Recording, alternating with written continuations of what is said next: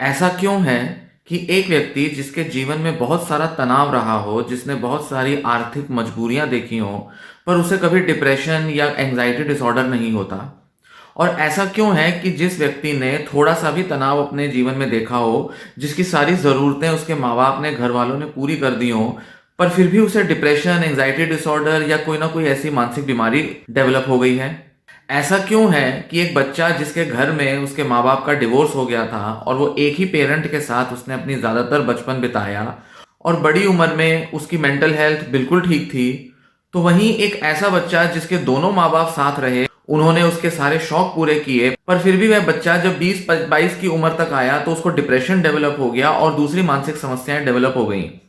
ऐसा क्यों है कि कोई व्यक्ति जो 10-15 साल से शराब पी रहा है और वो आराम से अपनी फिजिकल और मेंटल हेल्थ मेंटेन कर लेता है, पर एक व्यक्ति जिसको शराब पीते हुए शायद 2 या 4 महीने हुए हैं और उसने जब से शराब पीना शुरू किया है उसको बहुत सीवियर डिप्रेशन हो गया है, जिसकी वजह से उसे अब साइकाइट्रिस्ट का इलाज लेना पड़ रहा है। ऐसा क्यों होता है कि एक व्यक्ति जिसके घर में, माँ बाप में, रिश्तेदारों में कोई मेंटल इलनेस नहीं है, पर फिर भी वह मेंटल इलनेस डेवलप कर लेता है, तो वहीं दूसरा व्यक्ति जिसके घर में किसी ना किसी तरीके की मानसिक समस्या रही है, पर फिर भी वह स्वस्थ निकल आता है और वो कभी साइकाइट्रिस्ट या साइकोलॉजिस्ट के पास नहीं जाता। ऐसे बहुत से सवाल आपके दिमाग में आते होंगे, आपने आसपास ऐसे बहुत से लोग देखे होंगे और खुद को भी आप इन लोगों से कई बार कंपेयर करते होंगे और आपको लगता होगा कि आखिर मैंने ऐसा क्या किया या मेरे जीवन में ऐसा क्या है, मेरे दिमाग में, मेरे शरीर में, मेरे मन में ऐसा क्या है जिस वजह से मुझे मानसिक समस्या डेवलप हो गई, जबकि और मेरे आसपास बहुत से लोग हैं जो इतनी समस्याएं, इतनी परेशानियां झेल रहे हैं, पर फिर भी उनमें वो इलनेसेस डेवलप नहीं होती। इसी से जुड़ा एक सवाल यह भी आता है कि आखिर ऐसा क्या किया जाए अपने जीवन में, क्या किया जाए अपने साथ जिससे कि ये मानसिक समस्या दूर हो जाए। इसी सवाल का जवाब मैं आपको इस वीडियो में दूंगा, जिसमें मैं आपको एक बहुत ही इंटरेस्टिंग कॉन्सेप्ट बताऊंगा जिससे आपको अपनी मानसिक समस्या को जानने में मदद मिलेगी और आप समझ पाएंगे कि आपकी कंडीशन ऐसी क्यों है जैसा कि आप इसे देखते हैं। आपके बहुत सारे सवाल जो मानसिक बीमारियों के या मानसिक समस्याओं के बारे में है, जैसे कि depression, OCD, schizophrenia, bipolar disorder, personality disorder और addiction, social anxiety disorder, phobia, panic disorder, ऐसी बहुत सारी जो समस्याएं हैं उसके बारे में आपके मन में जो सवाल आते हैं, खासकर कि उसके कारणों को लेकर, रीजंस को लेकर, कॉजेज को लेकर, उसको जानने में आपको मदद मिलेगी और एक हद तक आपको ये बात समझ में आ जाएगी कि आखिर ऐसा क्यों है जैसा आपके साथ हुआ है। तो यह जानकारी सही तरह से लेने के लिए आप इस वीडियो को अंत तक जरूर देखिएगा। आपको बहुत महत्वपूर्ण जानकारी मिलेगी जो हो सकता है इससे पहले तक आपने आज तक ना सुनी हो, ना किसी ने आपको बताई हो। और इस वीडियो के माध्यम से मैं ऐसी ही जानकारी आपको देना चाहता हूं ताकि आपको क्लैरिटी आए और आप समझ पाएं कि आपको जो प्रॉब्लम्स रही हैं वो क्यों और कैसे उत्पन्न हुई हैं, डेवलप हुई हैं और किस वजह से वो अभी तक मेंटेन्ड हैं, जा नहीं रही हैं, इलाज के बाद भी नहीं जा रही हैं और बड़े सारे तामझाम तौर तरीके अपना लिए फिर भी जा नहीं रही है। साथ ही साथ आपको यह भी पता चलेगा कि किन फैक्टर्स पर काम करके आप इन समस्याओं को दूर कर सकते हैं और अपनी ये जो मानसिक समस्याएं चल रही हैं इनमें आराम पा सकते हैं। आपको यह भी समझने में मदद मिलेगी कि किन फैक्टर्स पर वर्क करके आप अपनी मेंटल हेल्थ कंडीशन को बेटर कर सकते हैं। तो ये पूरा जो इशू है इसको समझने के लिए मैं आपसे दो कॉन्सेप्ट्स डिस्कस करूंगा। एक होता है रिस्क फैक्टर्स और एक होते हैं प्रोटेक्टिव फैक्टर्स। बहुत सारे शोधकर्ताओं ने ऐसा पाया है कि हर व्यक्ति के जीवन में कुछ रिस्क फैक्टर्स होते हैं और कुछ प्रोटेक्टिव फैक्टर्स होते हैं जिसकी वजह से उनको कोई बीमारी डेवलप होती है। भले ही यह फिजिकल इलनेस हो या ये मेंटल इलनेस हो, किसी भी टाइप की इलनेस में कुछ रिस्क फैक्टर्स होते ही हैं। पहले इनकी डेफिनेशन जानते हैं।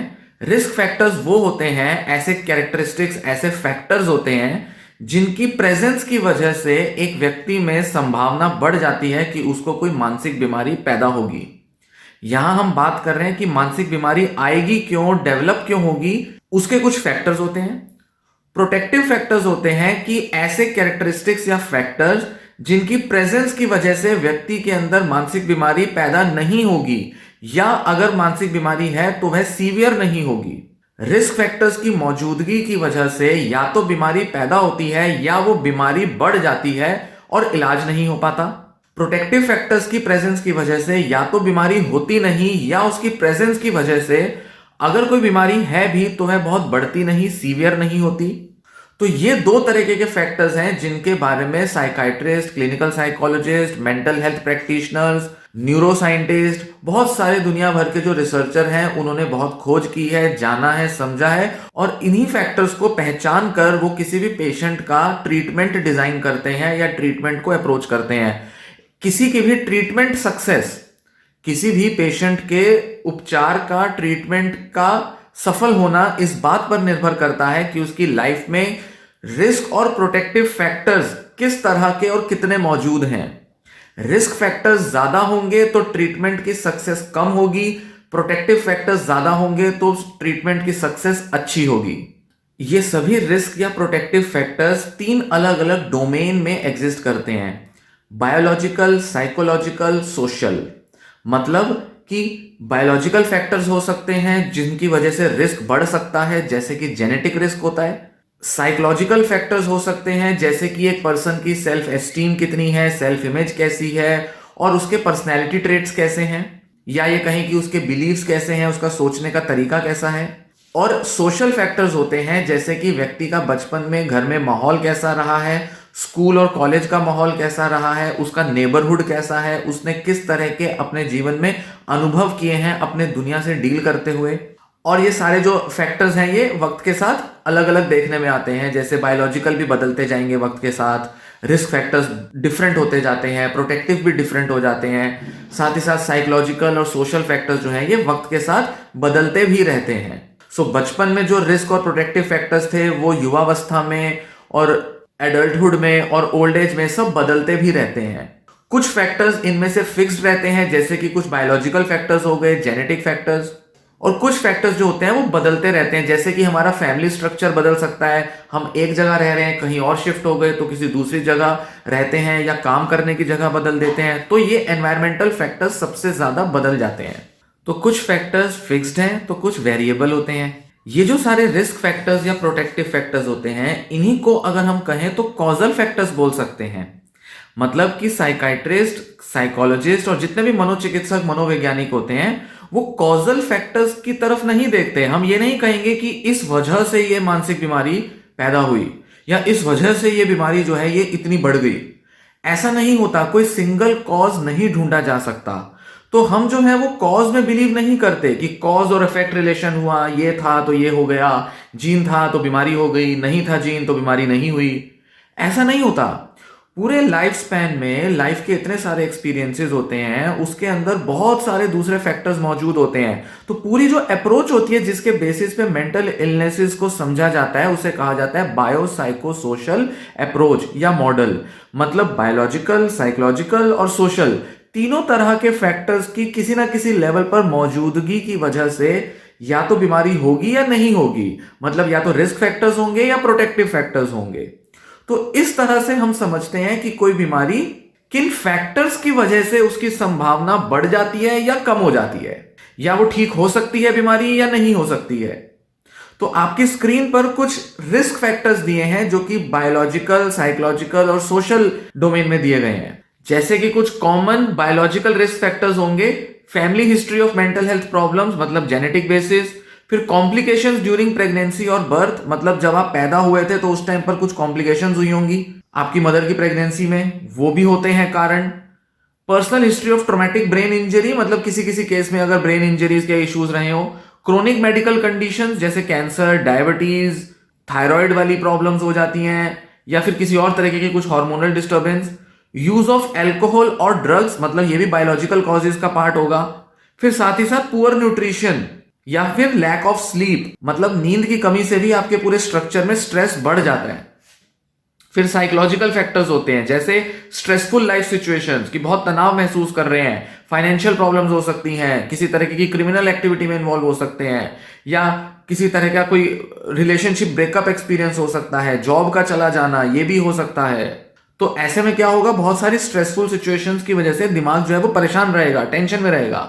फिर ट्रॉमेटिक लाइफ एक्सपीरियंसेस जैसे कि कोई बड़ा एक्सीडेंट या कोई बड़ी अनहोनी घटना हो जाना, जैसे रेप का हो जाना, या किसी तरह से कोई आर्मी में होता है तो उसका कुछ बड़ा कोई डिजास्टर्स कोई एक्सपीरियंस हुआ हो बॉर्डर पे, या किसी ऐसे टेररिस्ट अटैक के टाइम पर, पुलिस में जो लोग होते हैं उनके ऐसे क्रिमिनल्स के साथ बहुत बुरे एक्सपीरियंसेस हो सकते हैं। तो इस तरीके के जो साइकोलॉजिकली जो इम्पैक्ट करते हैं इमोशनली, वो वाले ऐसे एक्सपीरियंसेस हो सकते हैं। फिर आता है लो सेल्फ एस्टीम, अपने को इनकॉम्पिटेंट देखना, लाइफ के प्रति नेगेटिव व्यू पॉइंट होना, मन में बहुत सारे नेगेटिव बिलीव्स होना, खुद के बारे में, दूसरों के बारे में, रिलेशनशिप्स के बारे में। यही वो फैक्टर्स हैं जिन्हें सीबीटी में टारगेट किया जाता है। फिर आता है पुअर एकेडमिक अचीवमेंट, मतलब स्कूल कॉलेज में अच्छी पढ़ाई ना कर पाना, पुराना जो एकेडमिक बैकग्राउंड है उसकी कमी होना, या पुरानी कुछ एम्प्लॉयमेंट का जो हिस्ट्री है वो भी बहुत अच्छी ना होना। फिर इसके अंदर आ जाते हैं कुछ पर्सनैलिटी ट्रेट्स, जैसे कि एक पर्सनैलिटी ट्रेट होता है जिसे कहते हैं न्यूरोटिसिज्म, मतलब जिन लोगों में ये पर्सनैलिटी ट्रेट ज्यादा होगा उन लोगों में ज्यादा संभावनाएं हैं कि वो मेंटल इलनेस डेवलप करेंगे। इन लोगों को हम कह सकते हैं कि ये इमोशनली सेंसिटिव लोग हैं, जो ज्यादा सोचते हैं, ओवर थिंकर होते हैं, छोटी छोटी बात पे टेंशन लेते हैं, छोटी छोटी बातों को पकड़ के बैठ जाते हैं, जल्दी बुरा मान जाते हैं, नर्वस बहुत जल्दी हो जाते हैं, एंग्शियस हो जाते हैं। तो इनमें संभावनाएं है कि मानसिक बीमारियां डेवलप हो सकती हैं थोड़े समय के बाद अगर स्ट्रेसफुल लाइफ इवेंट्स हो तो। फिर आते हैं सोशल फैक्टर्स। सोशल फैक्टर्स में कौन से आएंगे कि हमारा माहौल कैसा रहा हो, जैसे बचपन में किसी तरह का एब्यूज हुआ हो या नेग्लेक्ट हुआ हो एज अ चाइल्ड, मतलब परिवार में बहुत सारे लोग थे तो किसी ने ध्यान नहीं दिया, या किसी तरह से बड़े भाई या बड़ी बहन पर ज्यादा ध्यान हो गया तो छोटे पर ज्यादा ध्यान नहीं दिया गया, या किसी तरह से हम बड़े टाइम तक किसी रिश्तेदार के यहाँ रहे, उन्होंने अपने बच्चों का तो ख्याल रखा, हमारा ख्याल नहीं रखा।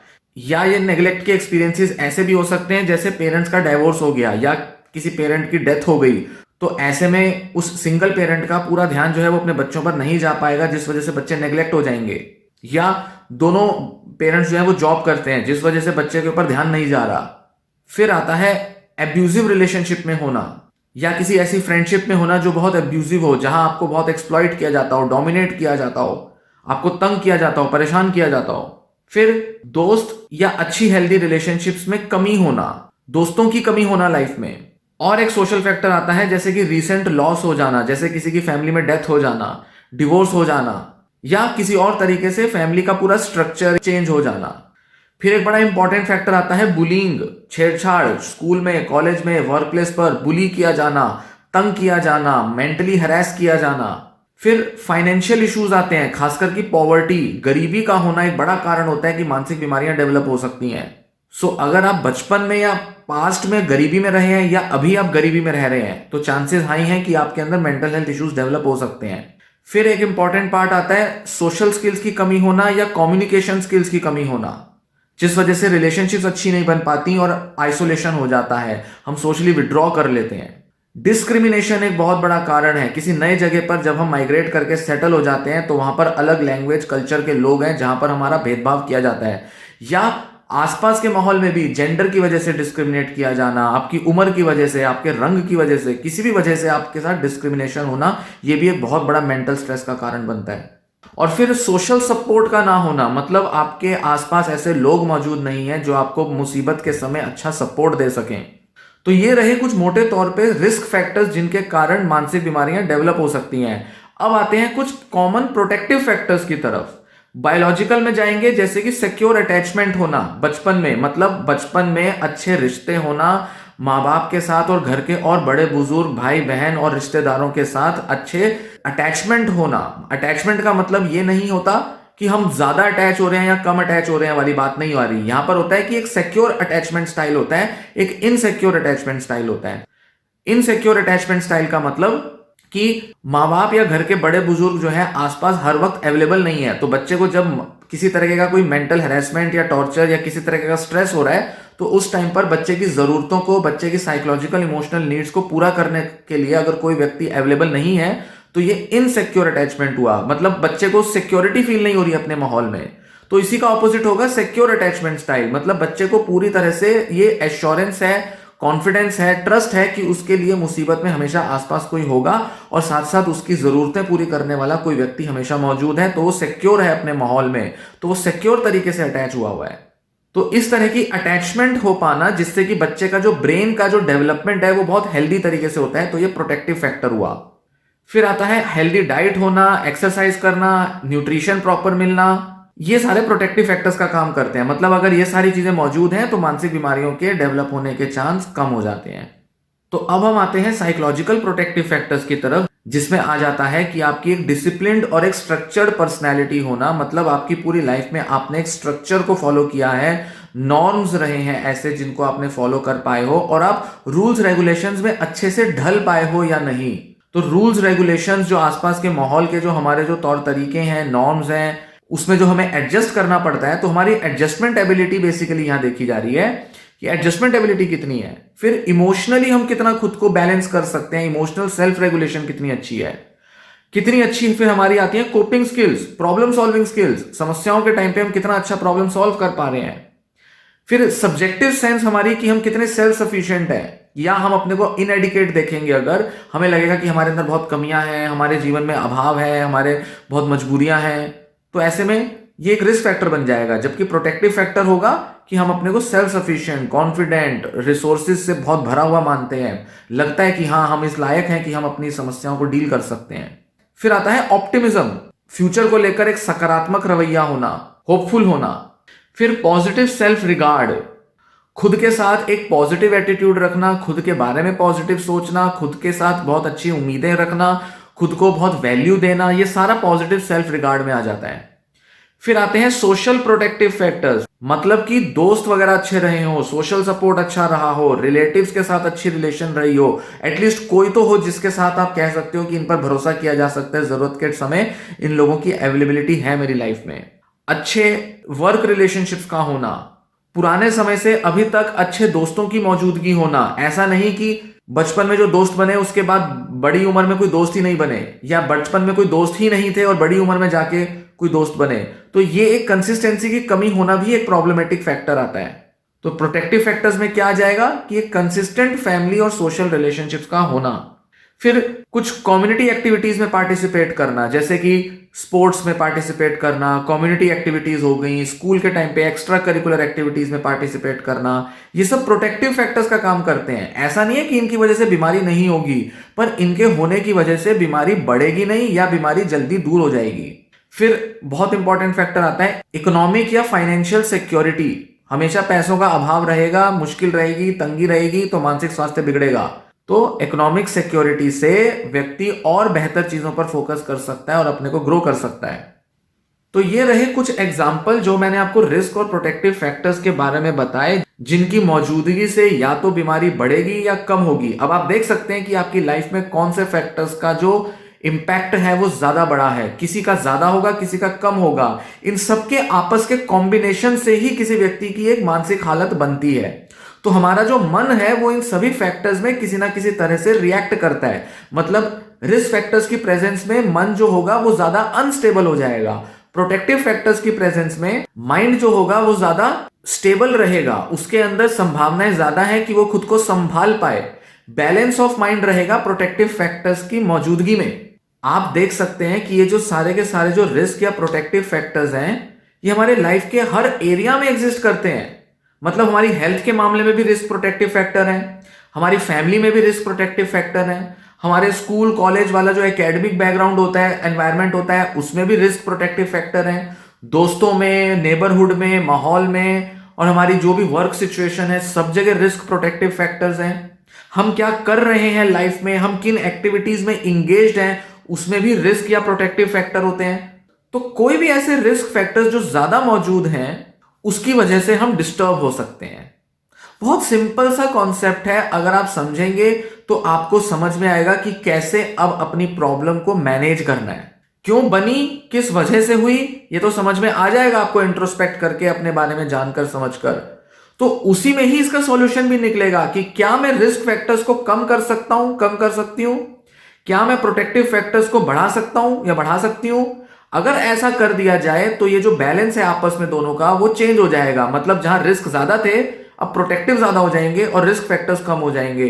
इस तरह से मेंटल हेल्थ में इंप्रूवमेंट आने के चांस कई गुना बढ़ जाते हैं।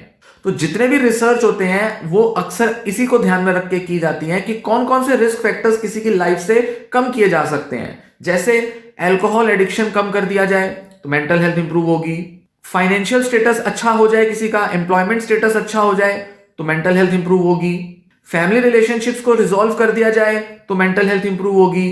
अब आप यहां से देखेंगे कि दवाओं का तो बहुत थोड़ा सा रोल है इसके अंदर। अगर आप मेंटल इलनेस को सिर्फ बायोलॉजिकल, केमिकल इम्बैलेंस, दवाएं, ये वो इस तरह से देखेंगे तो लगेगा दवा ले रहे हैं मतलब ये सबसे बड़ा प्रोटेक्टिव फैक्टर है, इसी से बीमारी दूर होगी। दवा नहीं ले रहे, केमिकल इम्बैलेंस हो गया तो बीमारी आ गई। यहां सिर्फ सिंगल कॉज और सिंगल इफेक्ट की बात हो रही है, जो कि पूरी तरह से गलत है। साइकोलॉजिस्ट और कई अच्छे साइकाइट्रिस्ट बायोसाइकोसोशल मॉडल में ही काम करते हैं और वो मानते हैं कि बायोलॉजिकल फैक्टर्स तो मैटर करते हैं, दवा का लेना प्रोटेक्टिव फैक्टर है क्योंकि केमिकली माइंड ठीक रहेगा, पर साइकोसोशल फैक्टर्स पर काम करना भी उतना ही जरूरी है। इसीलिए counselling, therapy, rehabilitation, support groups, किसी से बात करना, किसी से अपने मन की बात कहना, उसको लिखना, उसको किसी को समझाना, ये सारी चीजें जो होती हैं ये इंपॉर्टेंट होती हैं ताकि मेंटल हेल्थ को बेटर किया जा सके। और इस तरह से हम देखेंगे तो लाइफ में ऐसी बहुत से फैक्टर्स हैं जिनके ऊपर आप रिलाय करके, भरोसा करके अपने मेंटल हेल्थ को इंप्रूव कर सकते हैं। और पास्ट में अगर जाएंगे और प्रेजेंट में भी देखेंगे तो समझ जाएंगे कि कौन से रिस्क फैक्टर्स आपकी मानसिक अवस्था को, मानसिक कंडीशन को बिगाड़े जा रहा है या बिगाड़ा हुआ है उसने। अगर आप अपने साइकोलॉजिस्ट से मिलकर, ये काम सिर्फ साइकोलॉजिस्ट के साथ आप कर पाएंगे मिलकर, साइकाइट्रिस्ट के साथ आप बात करेंगे वो ज्यादा एंटरटेन नहीं करेंगे, आपको ज्यादा टाइम नहीं देंगे, तो अपने घर के लोगों के साथ, अपने दोस्तों से या अपने साइकोलॉजिस्ट से बात करें और समझें कि किस तरीके से आप सिंगल या कई सारे मल्टीपल रिस्क या प्रोटेक्टिव फैक्टर्स को टारगेट करके अपनी लाइफ कंडीशन बेटर कर सकते हैं। सॉल्व करें अपनी लाइफ की कंडीशन को ताकि मेंटल हेल्थ इंप्रूव हो। इस तरह से हम मेंटल हेल्थ के ट्रीटमेंट को अप्रोच करें तो ज्यादा सक्सेसफुल ट्रीटमेंट पॉसिबल है और लॉन्ग टर्म ट्रीटमेंट पॉसिबल हो सकता है, रिलैप्स के चांस कम हो सकते हैं। रिस्क और प्रोटेक्टिव फैक्टर्स के बारे में मैं और जानकारी आपको आगे की वीडियोस में दूंगा, इस पर और चर्चा करता रहूंगा, क्योंकि इस तरह से आप अपनी मानसिक कंडीशन को समझेंगे, ट्रीटमेंट के बारे में भी सही दिशा ले पाएंगे। तो ये वीडियो पसंद आई हो तो लाइक जरूर करें, वीडियो को शेयर करें और साथ ही साथ चैनल को सब्सक्राइब करें अगर अभी तक आपने चैनल सब्सक्राइब नहीं किया है तो। धन्यवाद।